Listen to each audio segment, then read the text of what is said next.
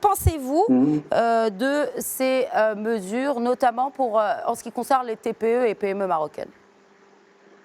Bah, c'est-à-dire, il y a 2 choses, si vous voulez. Bon, en ce qui concerne, enfin, ces propositions qui ont été faites et ces actions par le gouvernement, bon, bien sûr, elles sont salutaires et bénéfiques, mais pour nous, la petite entreprise, il y a une priorité quand même qui passe avant parce que tout ça, ça concerne un petit peu le crédit et le financement pour l'accompagnement. Hmm. Alors qu'actuellement, le problème numéro un pour les petites entreprises, c'est les carnets de commandes qui sont vides. Oui. Parce que, si vous voulez, déjà avant la pandémie, les petites entreprises attendaient le mois de mars pour la relance des appels d'offres publics et privés. Et malheureusement, le mois de mars, c'était le coup de fouet par ce confinement pandémique là. Et Hmm. puis là, les carnets de commandes sont très vides, sont vides. Maintenant, il y a aussi l'approche après le post-pandémique, c'est que, comme vous savez, il y aura le marché qui est dérégulé, donc l'offre et la demande, elle est complètement perturbée, et certainement, il va y avoir l'affluence des grandes entreprises sur le petit marché, et là, il va y avoir un problème.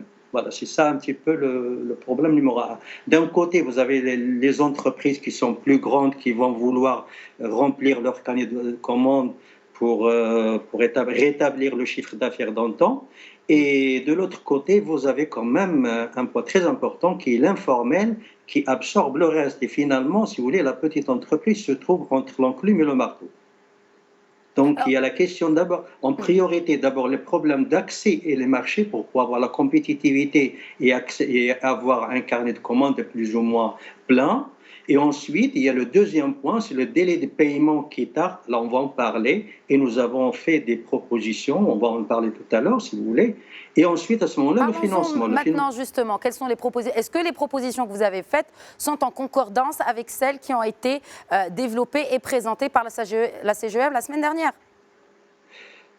Si vous voulez, bon, celle qui a été faite par la CGM, bon, là, nous la respectons, mais nous avons d'autres, enfin, nous avons fait des propositions beaucoup plus concrètes et plus pratiques. Je vous cite le cas le plus important, c'est l'exemple qu'a fait le gouvernement, l'accord qu'a fait le gouvernement avec les banques Mhm. pour le remboursement de la TVA.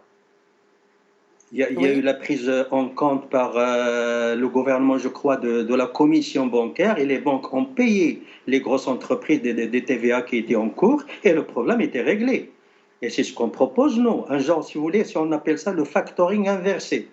C'est-à-dire que le payeur, s'il a des difficultés, une entité publique ou semi-publique ou privée qui est en difficulté de trésorerie, eh ben, elle cherche le factoring, elle paye le factoring, et l'organisme de factoring paye la petite entreprise. C'est plus simple et plus pratique et plus efficace.